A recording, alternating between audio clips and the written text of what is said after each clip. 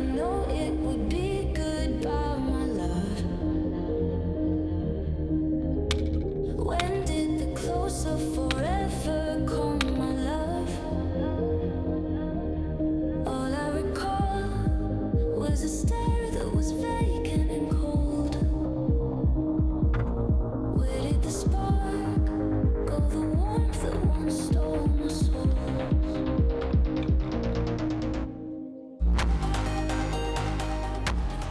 It is Wednesday morning, June 6th, here at the West End Gun Club.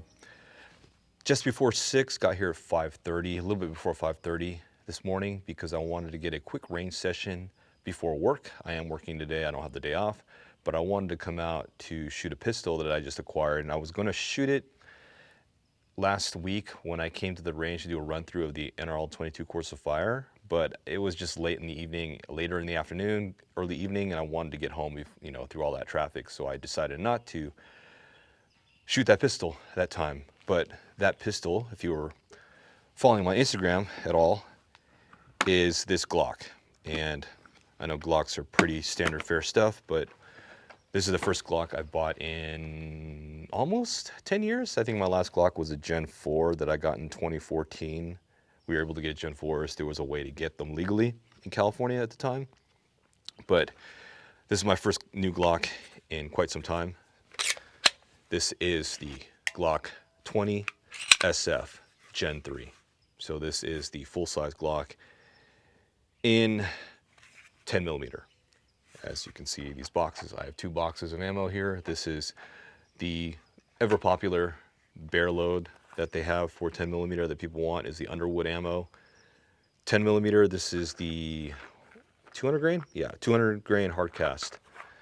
And this is just some standard fare CCI Blazer brass case, 180 grain. So I got this just to get some generic velocities out of it, and I was going to try this ammo as far as the this popular bear load. But I wanted to get a 10 millimeter because I don't have a 10 millimeter, and I figured this would be a good handgun for just kind of in the field type thing if I ever have to go out in the field with a handgun such as this for medium to large game. So I figured I'll get this 10 millimeter. And an impetus for this as well is because there is a potential ban of Glocks in California, which it's a weird ban. So it's called a semi-auto. I don't know the exact name of the law, but it essentially wants to ban any semi-automatic pistol that could be easily converted into a full automatic with like a part or two. I don't know the exact law, but what they're trying to do is prevent, they're curbing the fact that people are buying these, the so-called switches for Glocks to convert them from semi to full auto. It's been a thing for many, many years. Like you could do it, right? Just because you can doesn't mean you should, and people don't because they're following the law.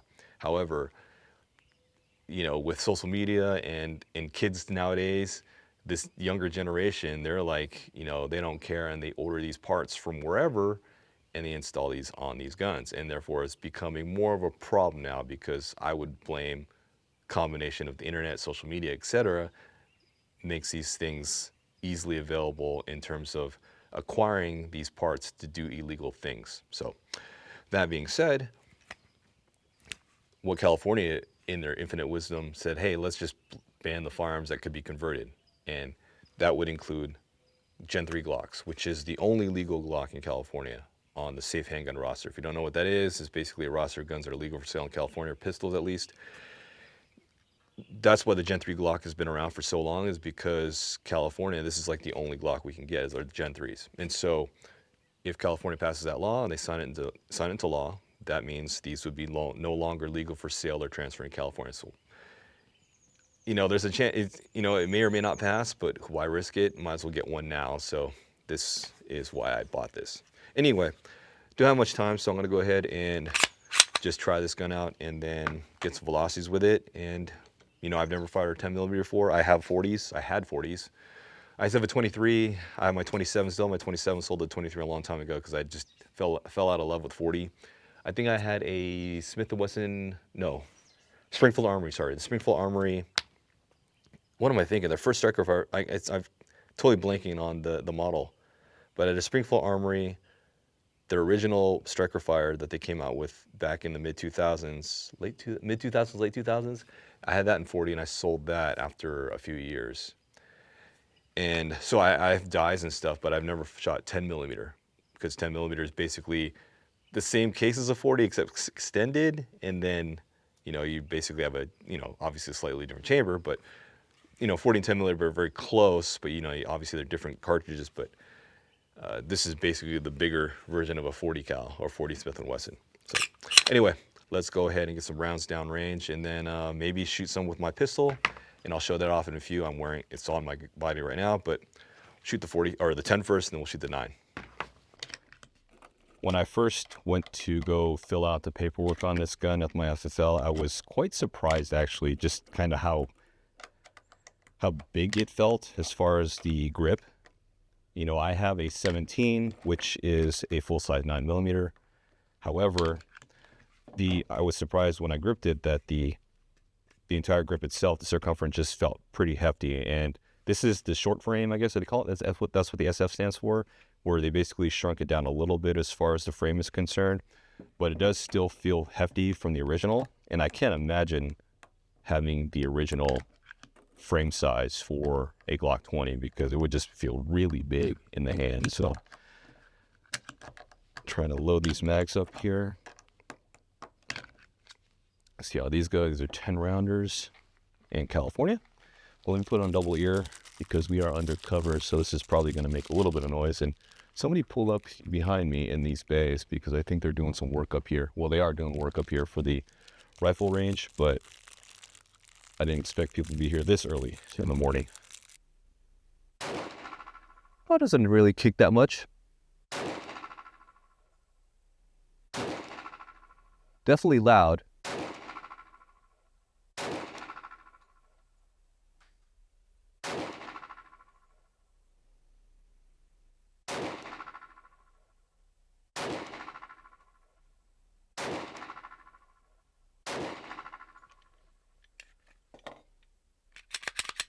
Definitely has a little bit of kick to it, but like it's snappy.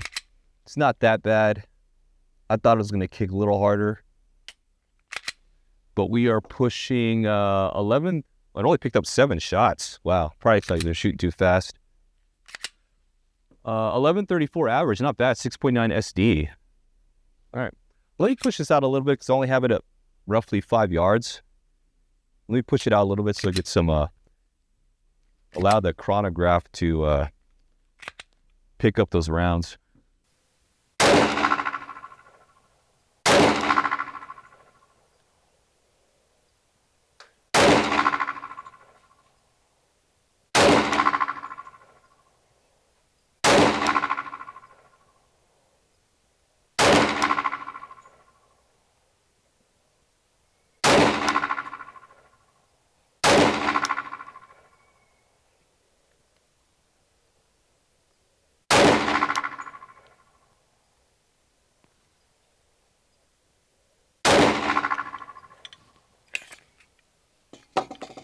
Definitely pulling some to the left here, high end to the left. Need to extend my arms out just a little more here, but of those 10, I think it only picked up 8 more. Still 1135 average, SD of 9.9. We shoot 5 more rounds just to get a feel for this.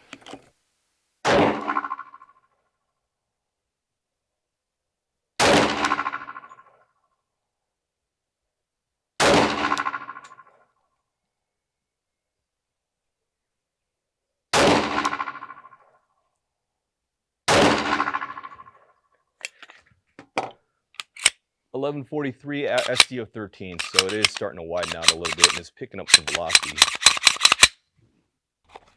You probably hear the dozer behind me, so it might be a little bit of background noise if I can't edit it in post, but they're running the bulldozer because they're going to go do some work on the other side of the range. So we're going to go ahead and shoot about 5 or 10 rounds of this Underwood ammo. This is their 200 grain hard cast. It's very popular, at least the Underwood ammo, for you know, quote unquote bear defense type things. And we'll see how this kicks. The box claims, it claims 1250, which is going to be heftier than the CCI, which is pushing 1134 with only 180 grain. So if we're talking 1250 out of a 200 grain, should be pretty stout. So let's go ahead and get the Chrono set up here for 200 grain. And we'll see how this one shoots. Let's see how this one kicks. Still have the target at 10 yards.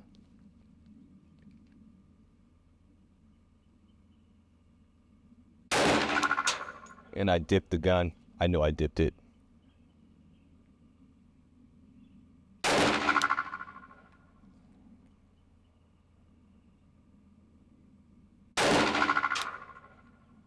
Doesn't kick too bad. It's a little snappy, and I'm pulling it to the left because that's just my iron sights. My sight picture's not that great.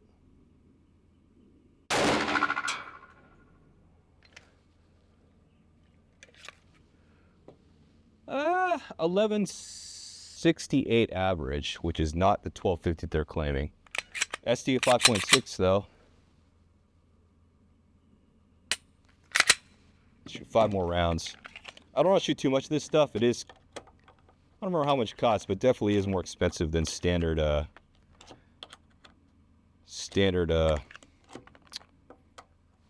consumer grade target ammo. And there is some controversy. Well, I don't know if it's a controversy, but shooting quote-unquote lead through Glocks, because it could foul up and cause excessive pressures. That's been like a huge problem since day one because of the polygonal rifling. This is hard cast, so it's not supposed to have that same issue, although you should still clean. And I probably should avoid mixing copper jacketed with hard cast. You know, shooting a lot of it, you know, intermixed. But I only fired 25 rounds of that and only fired 5 rounds of this, so it shouldn't be too bad, but definitely going to have to clean this when I get home to make sure we don't have that buildup. But hard cast should avoid that leading.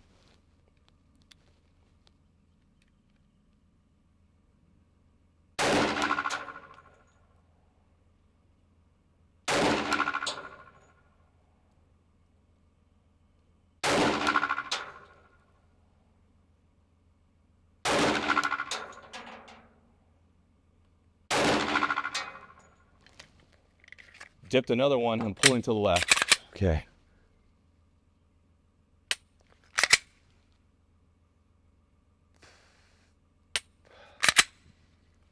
Any case, we're pushing 1168 still, 10 SD. Did get all 10 rounds. Dipped the first round, recoil anticipation, and everything is floating right here.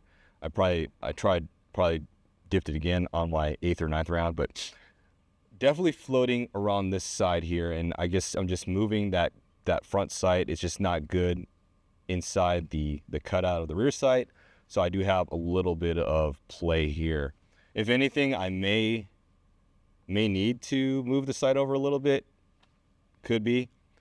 If I look at the back of this target, I was floating mostly around this side here with the other ammo, so it probably could come over to the right a little for my groups. But in any case, it's not that bad as far as the recoil. The groups are okay. Could be better. Should I put a red dot? Maybe. Got to find a slide for it or just cut this one out. Granted, I probably just want to get a new slide because you don't want to risk getting a cutout on the slide, on your factory slide, especially in California where I may or may not be able to get, well, I will be able to get slides, but Glock 20 slides are very few and far between. So I may just get another slide and have that cut so I can have my factory slide intact. But in any case, there's my target. I'm probably going to shoot a few more rounds with my 9mm, or shoot some rounds with my 9mm and then roll out of here because it's almost 7 o'clock. Today I'm carrying my P365, but this is in a Tulster holster, not the tier 1 concealed holster that I had last time I was out. I do have a Tulster inside or outside the waistband because you can swap the belt clip side. For the mag holster, which I'm a little indifferent about, it's okay. I've been adjusting the tension because it's kind of a universal that can work with Glock mags or these P365 mags. But this is a light bearing holster. So I have this the Streamlight TLR 7X sub. And I am a little, I don't say indifferent, but kind of still feeling out this holster. It is comfortable, but I don't know, it feels like it doesn't conceal on me. I have been trying to lose some weight, so I did go on a diet at the start of May. I just said, in May, I was like, I got to start losing some weight because I've been picking up some pounds ever since COVID, 2020.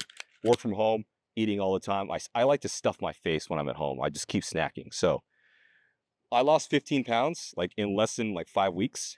And it's unofficial, right? These bathroom scales, God only knows how well they are, how accurate they are, as far as or consistent they are. But when I started, I did drop 15 pounds. I always weigh in after I go to the gym. I get home, take a shower, and weigh in. But I figure after another month or so with my like low cal diet, we'll see where I'm at. But I am definitely feeling a little bit thinner in some places. So still my gut, I need to lose some weight. But in any case, back to the holster. I don't feel like I guess it conceals okay as long as you wear a big enough shirt, but I don't know. Still on the fence on this holster, but I do like the fact that I can carry a light on a subcompact or a micro compact gun. I like to have a weapon mount light. I'm just gonna fire 19 rounds. I need to burn up this Hornady Critical Duty because it's like this older ammo that I had for several years. And I just want to dump it, so I figure why not just dump it here at the range. So gonna go ahead and shoot a few rounds here, or all these 19 rounds rather, and see how this goes. Oh, also, by the way, I did change out the grip. So on this P365, I have the Wilson Combat grip module, which people were saying, hey, you should get it. And actually, I do like it. It is a little bit wider though than the factory grip. So it does allow out a little bit of thickness to the gun when you wear it, I guess, but I think it's negligible. It's not too bad. I'll have a review on this gun pretty soon because I've been carrying it for a couple weeks now, and I have some opinions on it, and we'll have something written, and I'll probably record something as far as my feelings and thoughts on this gun. But I do like the setup. I mean, it feels pretty good. Oh crap! I pull that one to the left. But I do like the setup. Overall, the way I configured it, and it's funny though because I did get it for pretty dirt cheap, under $400 for the gun by itself. But after the California fees and taxes, I did end up paying like $580, I think, for this gun out the door. Just terrible considering how much got added on, considering how the price was for me originally. But then I added a barrel. I changed the barrel out, changed the grip, added the red dot, did the delete on the LCI, and added the light. So I mean, it ended up being a little bit of an investment for a pistol, but I am liking this gun. So I'll have a review on it. But before then, if you have any questions for people in California about the California version, whether or not you should get one, feel free to reach out and I'll answer your question. But I do like it. Oh, yeah, and by the way, I still have the manual safety.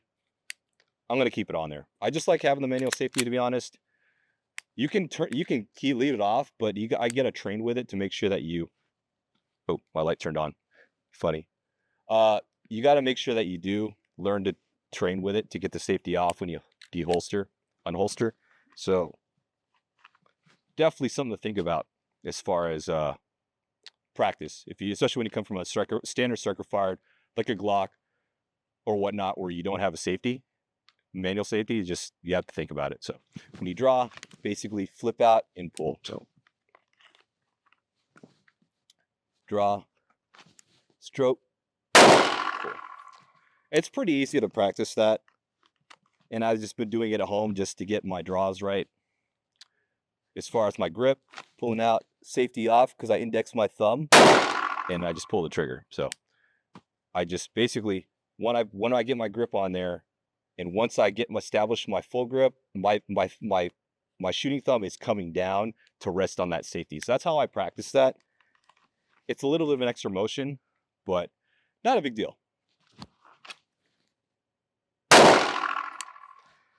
The one thing about a micro compact though, and getting the gun out of your holster, is getting that good purchase on the grip, because you have to really dive your hand in there, especially when you got these clips right here. Diving your hand in there and getting that gun out and then getting a good grip. Because what happens, I find, is that if you don't dig your knuckle in there past your holster, you're ending up having like this really funky, like semi grip on the gun. I can still get off a good shot, but your follow-up shots will be trash. So it's something to think about on these holsters, is like how good you can get a good purchase. I think these clips, I mean, I like to run them for a deep carry, but the clip gets in the way. So this top of that grip, so if I have the clip lower on the holster, it's going to be a higher carry, and the gun's going to lean out more, but you're going to get a better grip. So it's a balance there. So you're going to have to figure that out on your own, how you like to carry, or how you set up your holster.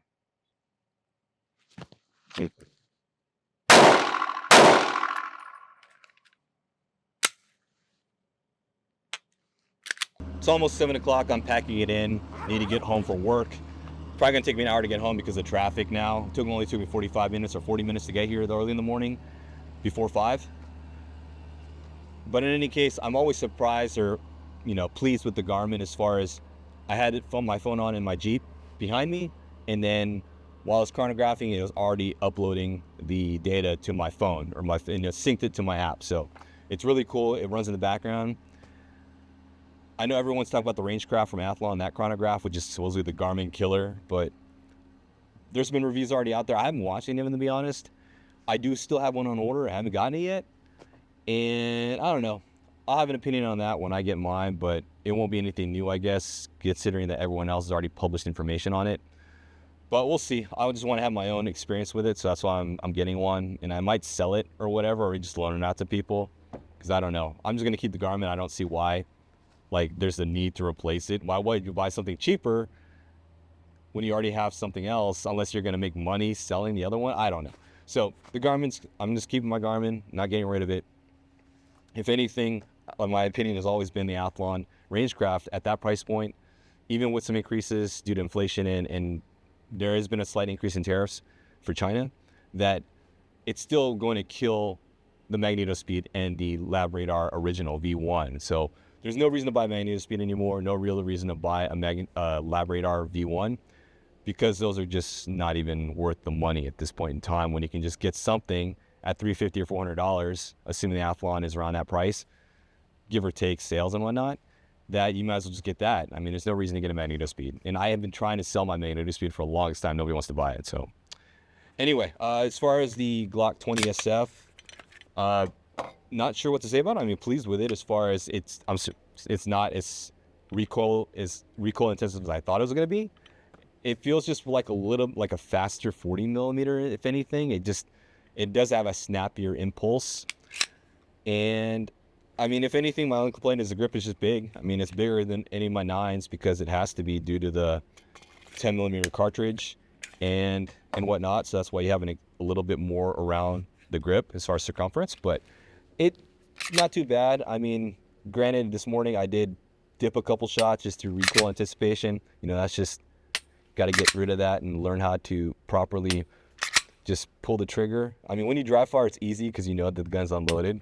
It's just when you're trying to anticipate recoil, to get the gun, to tighten your grip after your shot. I mean, it's a kind of a bad thing, but not a bad thing to say, because as long as I know, like, when people dry fire, you see this, right? Pull and then dip. That's not a bad thing to pull and dip.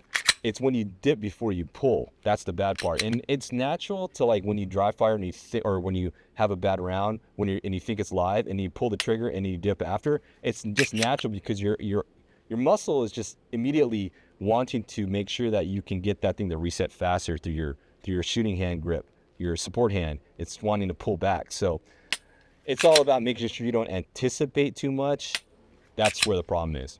Because you do want to have fast resets. Because if you don't, if you just completely relax, the gun is just gonna, it's not gonna reset properly. Because it's gonna recoil, but you're gonna be here for a long time. And you're not gonna reset. So I don't know.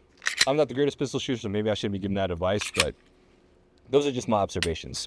In any case, 10 millimeter, really happy with it.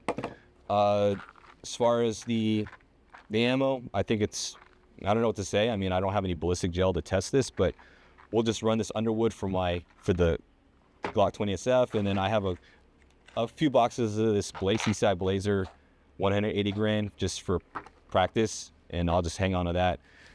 Maybe I'll bring my dad out sometime so he can try this out, because I don't think he's ever shot a 10 mil, so I'll have him try this out for himself.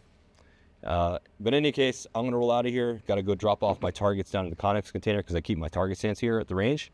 But that's it for today, Wednesday, June 4th. So June 4th? Did I say June 4th at the beginning of the vlog? I might have said June 6th. But in any case, it's June 4th, Wednesday here at the West End Gun Club. Thanks for watching. I'll see you in the next vlog.